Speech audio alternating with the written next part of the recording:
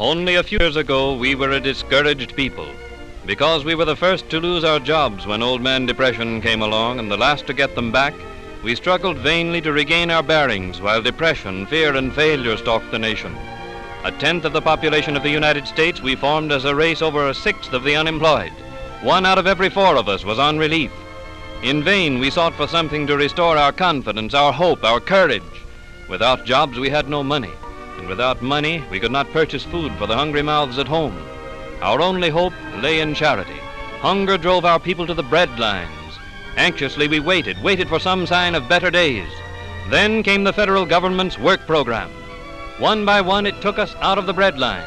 It gave us a new chance to take a normal place in the life of our community. It made us self-supporting.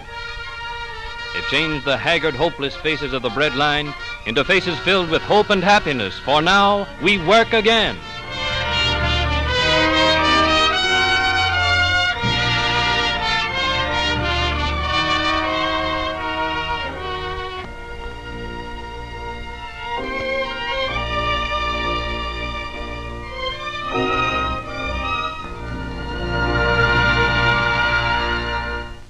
Unskilled laborers, the forgotten men of past generations, now work steadily at decent wages. The nation over, they're building and repairing schools, public buildings, community centers, and airports to meet the changing needs of our modern world. In one project at the nation's capital, 1,200 men are employed in improving Bowling Field, grading, constructing runways, building hangars, and administration buildings. In addition to the hundreds of unskilled laborers who were removed from relief roles, many skilled workers are employed in this important improvement project. Hundreds of homes have been freed from the bondage of poverty as their breadwinners find security and hope in their new jobs.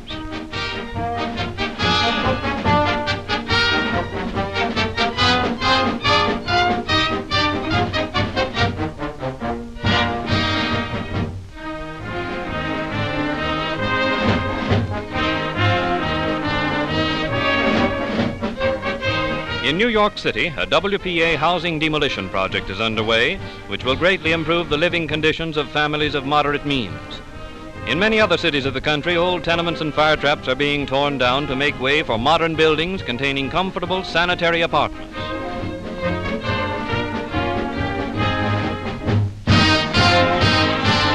At Colonial Park in Harlem, as in many other congested areas, WPA workers have constructed a huge swimming pool and are now completing a bathhouse which will accommodate 4,100 persons. In this construction project, skilled workers are employed, utilizing the knowledge of their trades gained in the days before depression.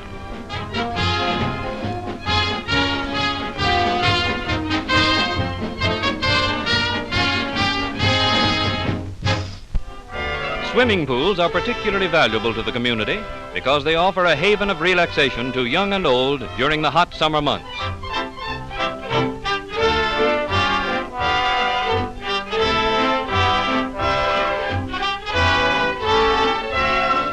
At the same time, swimming pools remove children from the crowded city streets, providing every safeguard to prevent such tragedies as were all too common to the old swimming hole.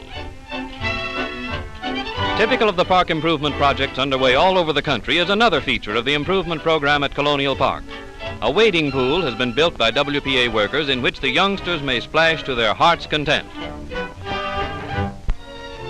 New additions to the playground area have been made possible by the grading and improvement of parts of the park which were formerly merely decorative. Even the youngest children find plenty of opportunities for play under watchful supervision.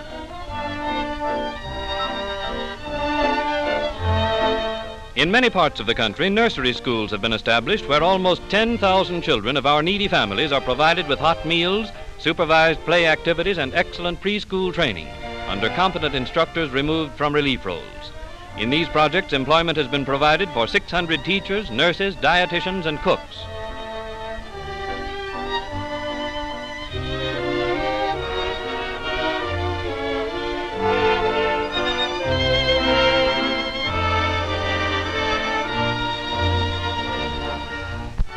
At the other extreme of age, more than 300,000 adults have learned to read and write for the first time in their lives. Eagerly they study, realizing how very much a little knowledge can mean in our modern workaday life. Teachers drawn from relief roles instruct them in useful subjects such as arithmetic and foreign languages. In Harlem, where a large part of the population is from Puerto Rico and Central and South America, A knowledge of Spanish is valuable to workers, shopkeepers, and others. In this class, elementary instruction in the spoken language is given by native teachers. In cooperation with the National Youth Administration, 26,500 young men and women are employed as instructors, laboratory assistants, and clerical helpers. Thus, they are enabled to continue their education. Clerical white-collar workers find employment at filing and checking important records, at typing, and at such unusual occupations as abstracting and filing time-worn land records, so that they may be available for the use of future generations.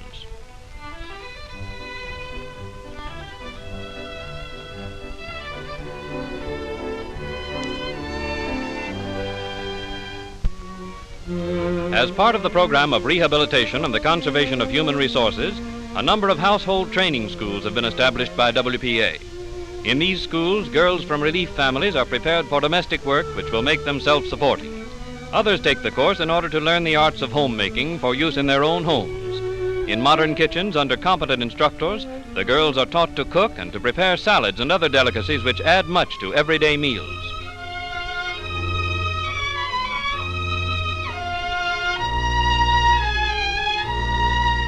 Here's where you may be able to learn something. This is the way the girls are taught to make beds, an art which few have mastered.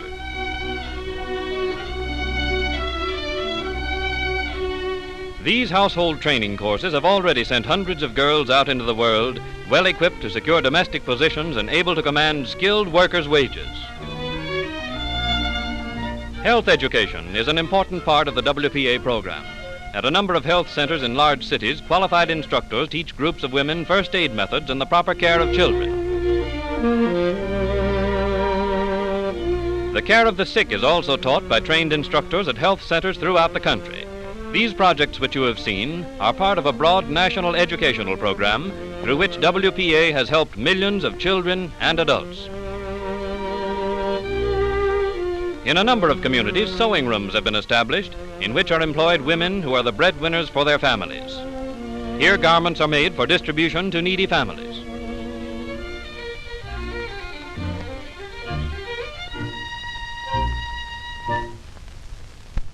Musicians and singers, too, found employment in orchestral and vocal groups. These art singers, organized and directed by William Lawrence, have successfully presented a great many programs of classical music. In pride of miracles, fields are gay, of birds sweet, sweet, oh, make trouble have all things should, with joy begin the spring, la la la, la la la, la la la, la la la, la la la, with joy begin the spring, la la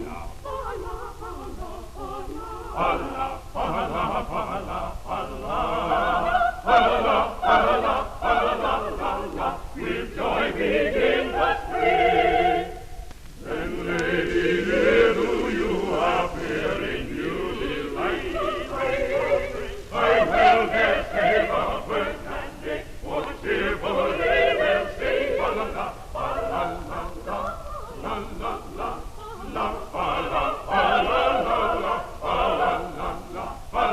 la la, more cheerfully will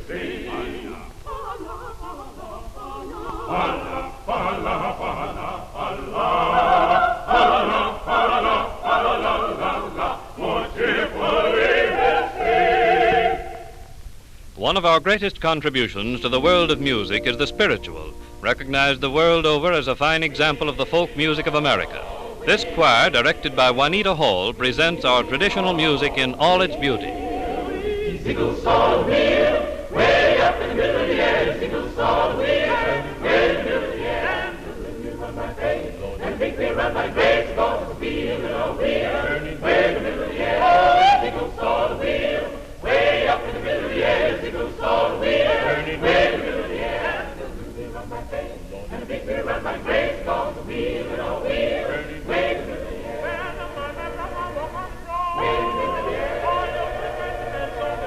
Way in the middle of the air. Sickles all wheel, way up in the middle of the air.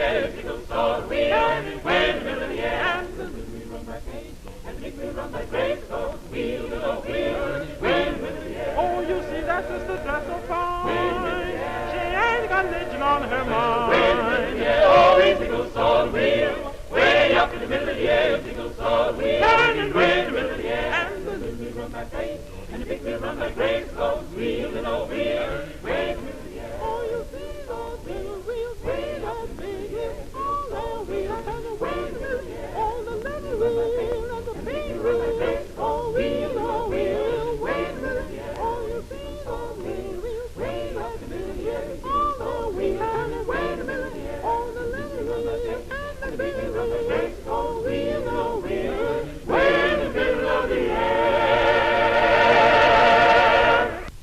Under the Works program, musicians, artists, writers, and actors contribute their share to the cultural development of the community. The Negro Theater Unit of the Federal Theater Project produced a highly successful version of Shakespeare's immortal tragedy Macbeth, which far exceeded its scheduled run in New York and was later sent on a tour of the country. The scene was changed from Scotland to Haiti, but the spirit of Macbeth and every line in the play has remained intact. In this contribution to the American theater and in other projects under the Works program, we have set our feet on the road toward a brighter future. And I care not if thou does for me as much.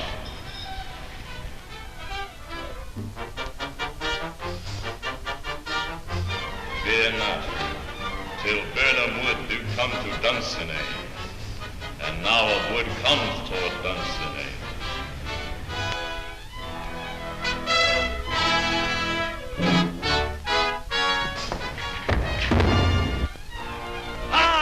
Arm and out! There is no flying hist, no tearing here. I begin to be weary of the sun, and wish the estate of the world were now undone. Ring the alarm bell! Low, wind! Come, rack! At least we'll die with harness on our backs. What's he that was not born of woman? Such a one am I to fear or none. Let me find him fortune. Tyrant, show thy face. I cannot strike at wretched turns, whose arms are hired to bear their staves. If thou beest slain and with no stroke of mine, my wife and children's ghost will haunt thee still. What is thy name?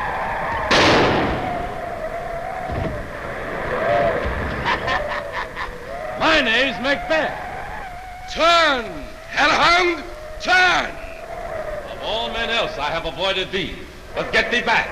My soul is too much charged with blood of thine already. Then yield thee, coward, and live to be the show and the gaze of time.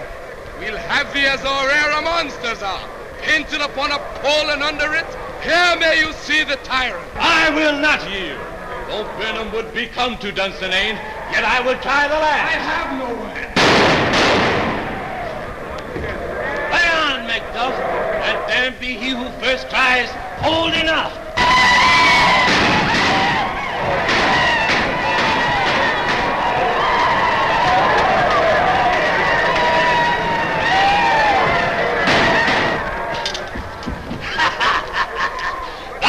Labor, for I bear a charmed life which must not yield to one of woman born. Despair thy charm, and let the angel whom thou still hast served tell thee Macduff was from his mother's womb untimely ripped. Accursed be the tongue that tells me so. And be these juggling fiends no more believed.